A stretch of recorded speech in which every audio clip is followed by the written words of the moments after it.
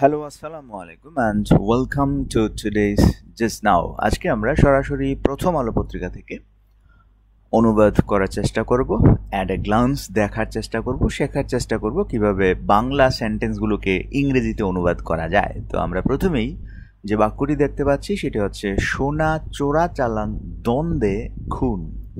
তাহলে দেখুন এখানে প্রথমে যে ব্যাপারটা মুখ্য সেটা হচ্ছে খুন, মানে খুনের ব্যাপারটা হচ্ছে এখানে হেডওয়ার্ড। বাংলা অনুবাদ করার ক্ষেত্রে আপনাকে সব সময় মনে রাখতে হবে যে হেডওয়ার্ড ফাইন্ড আউট করা খুবই গুরুত্বপূর্ণ। তাহলে কিসে খুনটা? সোনা চোরা চালান দ্বন্দ্বে। দেখুন এখানে আপনি সোনা শব্দটা বলে শেষ করতে পারবেন না, মানে এটার কোনো এক্স্যাক্ট নিজস্ব মিনিং নেই। চোরা চালান এটারও কোনো এক্স্যাক্ট মিনিং নেই, দ্বন্দ্বে এটারও কোনো এক্স্যাক্ট মিনিং নেই। যদি আপনি এইটুকু বলেন যে সোনা চোরা চালান দ্বন্দ্বে, তখন একটা মিনিং দিচ্ছে যে হ্যাঁ এটা কোনো একটা বিষয় বোঝাচ্ছে যে এই বিষয়টাতে খুনটা হয়েছে। তাহলে খুন হচ্ছে এখানে প্রথম হেডওয়ার্ড। এই হেডওয়ার্ডটাকে আপনাকে কি করতে হবে? প্রথমেই সাজাতে হবে। তাহলে দেখুন আমি যদি প্রথমেই হেডওয়ার্ডটাকে সাজাই, তো এটা খুন বলতে আমরা মার্ডার বলতে পারি, ডেথ বলতে পারি, এরকম অনেক কিছু বলা যায়। এরপর যেটা আসছে সেটা হচ্ছে কি, যে সোনা চোরা চালান দ্বন্দ্বে। কিসে? দ্বন্দ্বটা কিসের? সোনা চোরা চালান। এখন এই যে শেষে একটা দ্বন্দ্বে, এই যে একটা একার বা একটা বিভক্তি, এই বিভক্তিটার জন্য আমাকে কি করতে হবে? আপনাকে একটা প্রেপোজিশন আনতে হবে, এবং প্রেপোজিশনটা হচ্ছে কি, যেহেতু দ্বন্দ্বে বলবো আমরা ইন সামথিং, মানে কোনো কিছুতে। এখন দ্বন্দ্ব শব্দটা আপনি যদি লিখে ফেলেন তাহলে কিন্তু হবে না। বাংলায় স্ট্রাকচারগুলো যাকে আপনি মডিফাই করবেন সেটা শেষে থাকে, বাট ইংলিশে যাকে মডিফাই করবেন, যে জিনিসগুলো দিয়ে আপনি মডিফাই করবেন সেগুলো প্রথমে থাকে। মাঝে মাঝে মিলও থাকতে পারে, যেমন এখানে সোনা চোরা চালান দ্বন্দ্বে এখানে মিল আছে, বাট খুন শব্দটা দেখুন বাংলা সেন্টেন্সের শেষে ছিল, বাট আমাকে অনুবাদ করার সময় প্রথমে নিয়ে আসতে হয়েছে। বাট এইখানে সোনা চোরা চালান দ্বন্দ্ব, এটাকে আমরা বাংলায় হুবহুব এভাবেই রাখতে পারি। তবে যেহেতু দ্বন্দ্বে বিভক্তিটা, সে কারণে বিভক্তির অংশটা আমাদের প্রথমে নিয়ে আসছি। ইংলিশের ম্যাক্সিমাম স্ট্রাকচার এরকম হয় যে শুরুতে বাংলার শেষটা ইংলিশের শুরুতে। যাই হোক, মার্ডার ইন। এখন দ্বন্দ্বটা কিসের? দ্বন্দ্বটা হচ্ছে সোনা চোরা চালান। তাহলে দুটা শব্দ এখানে অ্যাডজেক্টিভের ভূমিকা পালন করবে। সেক্ষেত্রে আপনাকে বলতে হবে কি ইন গোল্ড। প্রথমে হচ্ছে গোল্ড, সোনা, এরপর হচ্ছে চোরা চালান। চোরা চালান মানে হচ্ছে কি, আপনি স্মাগলিং দিতে পারেন, স্মাগলিং, সোনা চোরা চালান। এখন দেখুন সোনা চোরা চালান হয়ে গেছে, এখন ব্যাপারটা রয়েছে কি দ্বন্দ্বে। তাহলে দ্বন্দ্বের ব্যাপারটা আপনাকে এখানে লিখতে হবে কিভাবে, যে স্মাগলিং দ্বন্দ্ব আপনি দিতে পারেন বিতর্ক, ডিসপিউট দিতে পারেন, এটাও একটা দ্বন্দ্ব, তর্কাতর্কি হয়েছে। কিংবা কোনো কনফ্লিক্ট হয়েছে, দ্বন্দ্ব লেগেছে, এরকম ক্ষেত্রে আপনি ডিসপিউট, কনফ্লিক্ট দিতে পারেন। আরও একটা আছে সেটা হচ্ছে কি ফিউড, ফিউড আপনি বলতে পারেন যে এটাও একটা কি দ্বন্দ্ব। তাহলে আমাদের অনুবাদটা কি দাঁড়ালো, যে সোনা চোরা চালান দ্বন্দ্বে খুন। আমাকে ইংলিশটা করতে হবে একদম শুরুতে, শেষের শব্দটা শুরুতে নিয়ে আসতে হবে। Murder in gold smuggling dispute, অথবা murder in gold smuggling conflict, gold smuggling feud. So আশা করি এই হেডলাইনটা আমরা বুঝতে পেরেছেন। আমরা চলে যাচ্ছি আমাদের পরবর্তী হেডলাইন। এই দিকে হেডলাইনটা দেখুন, কালো টাকা সাদা করার 15% কর হার কিভাবে এলো। সো খেয়াল করুন, এখানে প্রথমেই কালো টাকা সাদা করার 50% কর হার, এটা হচ্ছে একটা অংশ। আর কিভাবে এলো, এটা হচ্ছে একটা কোশ্চেন বোধক একটা চিহ্ন বা কোশ্চেন, যদিও কোশ্চেন মার্কগুলো হেডলাইনে দেওয়া হয় না। কিভাবে এলো, তো কিভাবে এলোর ইংলিশটা আপনি কি করতে পারেন? প্রথমেই যে অংশটুকু আমরা নিয়ে আসতে পারি, কিভাবে এলো, তার মানে হাউ দিয়ে আমরা শুরু করতে পারি। হাউ ডিড, কিভাবে এলো, যেহেতু পাস্ট টেন্স, হাউ ডিড। এখন আমরা কি নিয়ে আসবো? সাবজেক্ট নিয়ে আসবো। সাবজেক্ট হচ্ছে কোনটা? কালো টাকা সাদা করার 15% কর হার। তাহলে এইখানে আপনার প্রথম যে অংশটা সেটা হচ্ছে 15% কর হার, এটা হচ্ছে main headward নাউনটার।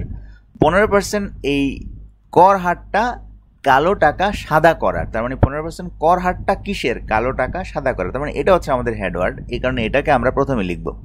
How did 15% taxed, এটা আমাদের এখানে লিখতে হবে। আমি একটু সংক্ষেপে লিখছি, 15% ট্যাক্সড, হ্যাঁ, টি দিয়ে বুঝালাম ট্যাক্সড, রেট আর দিয়ে বুঝালাম রেট। তাহলে 50% ট্যাক্স রেট কিভাবে আসলো? How did 50% tax rate. এখন ট্যাক্স রেটটা কিসের? কালো টাকা সাদা করার। তাহলে ট্যাক্স রেটটা কিসের উপর? কিসের উপর? এই হিসেবে আমরা এটাকে লিখব কি? অন। অন কিসের উপর? কালো টাকা সাদা করার। তার মানে সাদা করার, কালো টাকা সাদা করার, এটাকে আমরা বলতে পারি হোয়াইটেনিং ব্ল্যাক মানি, কালো টাকা সাদা করার। অথবা আপনি চাইলে এটার যেহেতু এক্স্যাক্ট মিনিংটা হচ্ছে কি, যে আসলে এটা কালো টাকাগুলোকে কি করব আমরা? কালো টাকাকে সাদা করব বলতে কালো টাকাগুলোকে লিগালাইজ করব, বা এটাকে আমরা ইউজ করব, মানে বর্তমানে আমরা এটাকে সাধু টাকা বানিয়ে ফেলতে চাচ্ছি, মানে যেটার কোনো ভেজাল নেই, ঝামেলা। তাহলে সেই ক্ষেত্রে আপনি অন লিগালাইজিং ব্ল্যাক মানি বলতে পারেন।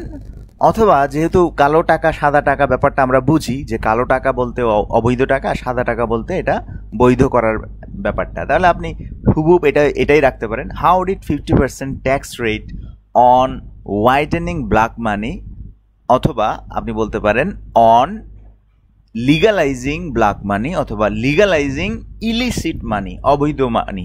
লিগালাইজিং ইলিসিট মানে অবৈধ মানি। আপনি যদি ফিগারেটিভলি ওয়ার্ডটা দিয়ে অনুবাদ করেন সেক্ষেত্রেও আপনি করতে পারবেন। আবার চাইলে আপনি যেটা আছে সেটাই যেহেতু মানুষ বুঝে, সেক্ষেত্রে আপনি হোয়াইটেনিং ব্ল্যাক মানি দিয়েও কথাটা লিখতে পারেন। তাহলে how did 50% tax rate on whitening black money come about, কিভাবে এলো, কিভাবে এটা প্রকাশ পেল, কিভাবে কাম অ্যাবাউট বলতে পারেন।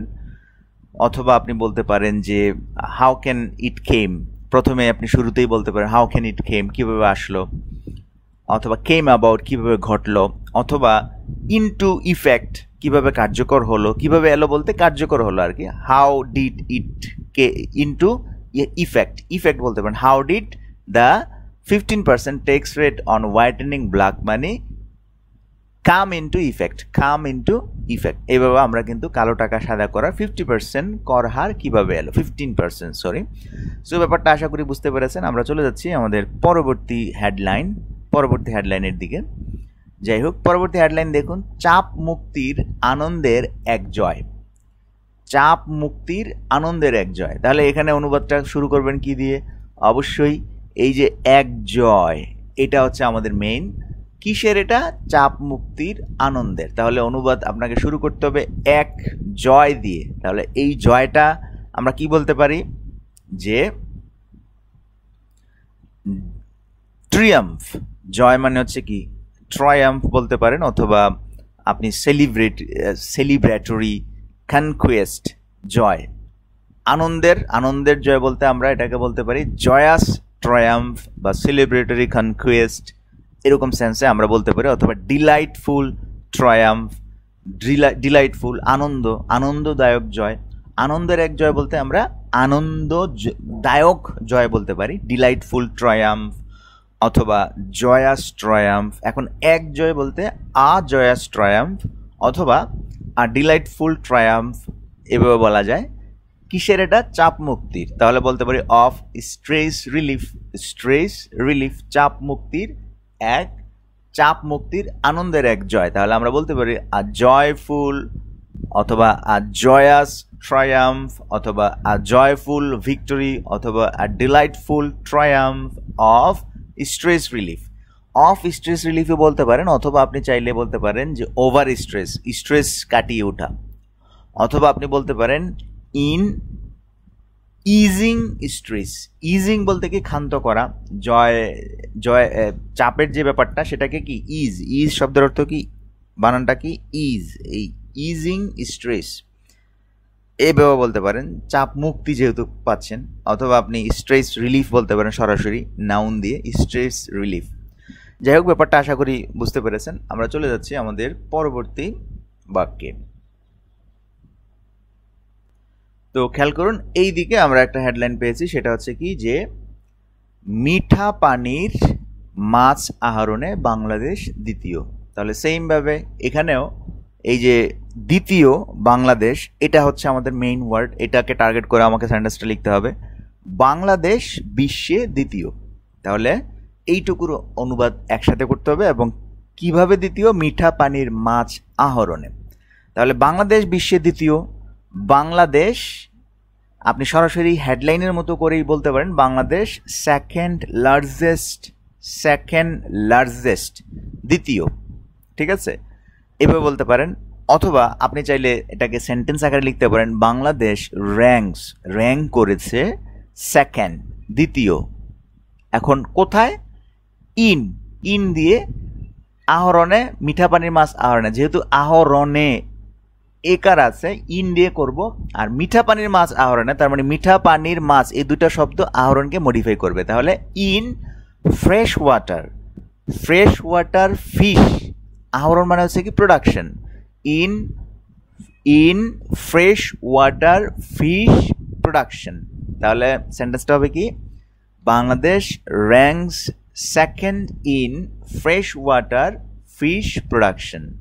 অথবা চাইলে আপনি একটু ভিন্ন করে নিজের মতো করে Bangladesh second largest fresh water fish producer in the world, Bangladesh second largest fresh water fish producer in the world, এভাবে আমরা করতে পারি। যাই হোক, চলে যাচ্ছে আমাদের এখানকার একটা সেন্টেন্সে, সেটা হচ্ছে কি, চা শ্রমিকেরা কখনো ভোটে অংশ নেন না, আমি নিয়েছি। মানে চা শ্রমিকেরা ভোটে অংশ নেন না, তিনি একা নিয়েছেন, এটা একটা অভিব্যক্তি উনি প্রকাশ করেছেন। তো এই ব্যাপারটা হচ্ছে কি যে চা শ্রমিকেরা মানে কি, টি ওয়ার্কার্স, কখনো ভোটে অংশ নেন না মানে কি, never taken part in elections, in elections. আমি নিয়েছি বলতে আপনি সরাসরি কমা দিয়ে আই হ্যাভ টেকেন পার্ট বলতে পারেন, অথবা সংক্ষেপে বলতে পারেন আই হ্যাভ।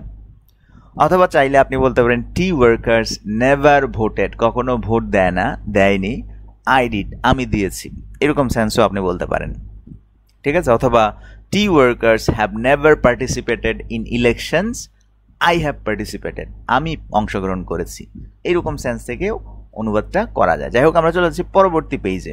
তো খেয়াল করুন, আমাদের পরবর্তী যে পেজে, সেখানে একটা হেডলাইন আমরা পেয়েছি, সেটি হচ্ছে কি যে মোদির শপথ আজ, প্রস্তুত রাষ্ট্রপতি ভবন। এখন দেখুন, প্রস্তুত রাষ্ট্রপতি ভবন আর মোদির শপথ অনুষ্ঠান আজ। তাহলে আমরা বলতে পারি যে রাষ্ট্রপতি ভবনকে আমরা প্রেসিডেন্ট হাউস বলতে পারি, অথবা রাষ্ট্রপতি ভবনই রাখতে পারি বাংলায়। যাই হোক, তো প্রেসিডেন্ট হাউস প্রস্তুত, প্রেসিডেন্ট হাউস সেট বলতে পারি, অথবা আমরা বলতে পারি ready, president house is ready. আর এখানে মোদির শপথ আজ, তাহলে বলতে পারি যে Modi's swearing in ceremony today. Swearing in ceremony হচ্ছে শপথ অনুষ্ঠান, মোদির শপথ অনুষ্ঠান আজ, Modi's swearing in ceremony today. President house set, president house is ready, president house is all set, Modi's swearing in ceremony today, এভাবে বলতে পারি। অথবা বলতে পারি রাষ্ট্রপতি ভবন ইজ প্রিপেয়ার্ড, একসাথে, for Modi's oath taking, Modi's oath taking today, মোদির শপথ অনুষ্ঠানের জন্য। অথবা বলতে পারি president house set for Modi's swearing in ceremony today. যাই হোক, আমরা চলে যাই পরবর্তী পেজে। দেখুন, পরবর্তী পেজের আমরা একটা হেডলাইন পেয়েছি, সেটি হচ্ছে কি, হস্তক্ষেপ ও নিয়ন্ত্রণে দুর্বল স্থানীয় সরকার। স্থানীয় সরকার কি হস্তক্ষেপ করা এবং নিয়ন্ত্রণ করার ব্যাপারে খুবই দুর্বল। এক্ষেত্রে আমরা অনুবাদ করতে পারি প্রথমেই যে স্থানীয় সরকার কে, স্থানীয় সরকার দুর্বল, তার মানে আমরা বলতে পারি লোকাল অ্যাডমিনিস্ট্রেশন, স্থানীয় সরকারকে বলতে পারি কি লোকাল অ্যাডমিনিস্ট্রেশন দুর্বল। দুর্বলকে বলতে পারি ইনইফেক্টিভ, ব্যাপারটা খুব একটা ইফেক্টিভ না। লোকাল অ্যাডমিনিস্ট্রেশনস আর ইনইফেক্টিভ। এখন কোথায়, হস্তক্ষেপ ও নিয়ন্ত্রণে, intervening and regulating, intervening and regulating অথবা কন্ট্রোলিং, দুটা জিনিস বলতে পারি। ইন্টারভেন থেকে ইন্টারভেনিং, হস্তক্ষেপ করা, আবার একটা হচ্ছে কি কন্ট্রোলিং অথবা রেগুলেটিং করার ব্যাপারে লোকাল অ্যাডমিনিস্ট্রেশনস আর উইক অথবা আর ইনইফেক্টিভ। ওকে, আমরা চলে যাচ্ছি আমাদের পরবর্তী হেডলাইনের দিকে। দেখুন এখানে একটি হেডলাইন আছে, সেটি হচ্ছে কি যে রোগ প্রতিরোধে বিনিয়োগ বাড়ানো দরকার। তাহলে দেখুন দরকার কি বিনিয়োগ বাড়ানো, তার মানে দেয়ার ইজ দিয়ে আমরা শুরু করতে পারি। দেয়ার ইজ আ নেসেসিটি, দরকার, অথবা আমাদের দরকার আমরা বলতে পারেন উই নিড, আমাদের দরকার। ঠিক আছে, এইভাবে বলা যায়। তো আমরা যদি বলি যে দেয়ার ইজ এ নেসেসিটি, রোগ প্রতিরোধে বিনিয়োগ বাড়ানোর মানে কি there is a necessity to boost investment in disease prevention. রোগ প্রতিরোধ মানে কি রোগ প্রতিরোধে, মানে in disease prevention there is a necessity to boost investment, এভাবে আমরা বলতে পারি। অথবা উই নিড দিয়ে বলতে পারি, উই নিড আমাদের দরকার কি টু র্যাম্প আপ ফান্ডিং, মানে বিনিয়োগ বা অর্থ বাড়ানো দরকার। We need to ramp up funding, কেন? রোগ প্রতিরোধে না বলে রোগ প্রতিরোধের জন্য বলতে পারি। ফর ডিজিজ প্রিভেনশন আপনি একটু লাগাতে পারেন এফোর্টস, প্রচেষ্টার জন্য। অথবা আপনি এইভাবে বলতে পারেন যে more funding should be directed towards disease prevention initiatives, disease prevention efforts. এভাবে আপনি নিজের মতো করেও কি এটাকে সাজানো যায়। যাই হোক, চলে যাচ্ছি পরবর্তী পেজে। এখানকার একটা হেডলাইন হচ্ছে লুটপাটের সুযোগ দিতে এই বাজেট, মির্জা ফখরুল বলছে। তাহলে আপনি শুরু করতে পারেন this budget is for giving the scope for looting এভাবে বলতে পারেন। অথবা নর্মালি বলতে পারেন this budget will give scope for looting Mirza Fakhrul. ঠিক আছে, এভাবে আমরা কি বাক্যটাকে লিখতে পারি। যাই হোক, আমরা চলে যাচ্ছি আমাদের পরবর্তী পেজে। দেখুন এইখানে পরবর্তী পেজের একটা হেডলাইন হচ্ছে কি যে ভারতের নির্বাচনে কার হলো জিত, কার হলো হার। ভারতের যে নির্বাচনটা হয়েছে, তো কোথায় এটা? ভারতের নির্বাচনে ইন্ডিয়ান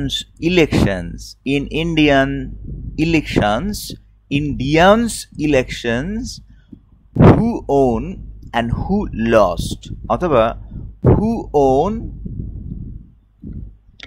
কমা দিয়ে আপনি বলতে পারেন হু লস্ট ইন ইন্ডিয়ানস ইলেকশন। যাই হোক, এই ব্যাপারটা একদম সহজ ছিল। আমরা চলে যাচ্ছি পরবর্তী পেজে। পরবর্তী হেডলাইন দেখুন, এখানে বলা হচ্ছে যে উড়াল সেতুর জন্য নদের পার ভরাট, পানি প্রবাহ ব্যাহত। তাহলে কিসের জন্য? উড়াল সেতুর জন্য, ফর ফ্লাইওভার্স। নদের পার ভরাট, নদের পার বলতে রিভার ব্যাঙ্কস আর ফিল্ড ভরাট। পানি প্রবাহ ব্যাহত, ওয়াটার ফ্লো ব্যাহত মানে কি ডিসরাপ্টেড, ওয়াটার ফ্লো ডিসরাপ্টেড। আপনি সেন্টেন্স আকারে বলতে পারেন river banks are filled for the flyovers and water flow is disrupted, এভাবে বলা যায়। আমরা চলে যাচ্ছি পরবর্তী একটা হেডলাইন। দেখুন এখানে বলা হচ্ছে যে গ্যাসের দাবিতে বিক্ষোভ। কিসের দাবিতে? গ্যাসের দাবিতে। তাহলে এটাকে আমরা বলতে পারি ইন ডিমান্ডিং গ্যাস। বিক্ষোভ কি? ডেমনস্ট্রেশন। তাহলে আপনি শুরুতে ডেমনস্ট্রেশন বলতে পারেন, demonstrations demanding access to gas.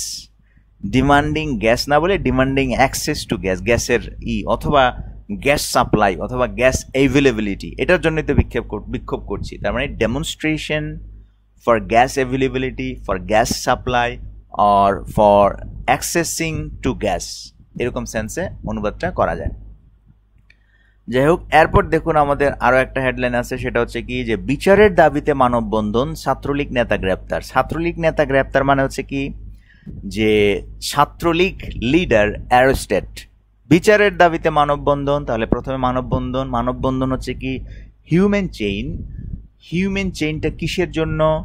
Human চেইনটা হচ্ছে two demand justice or demanding justice, এভাবে বলতে পারেন। Human chain demanding justice and Chhatra League leader arrested. Chhatra League leader arrested.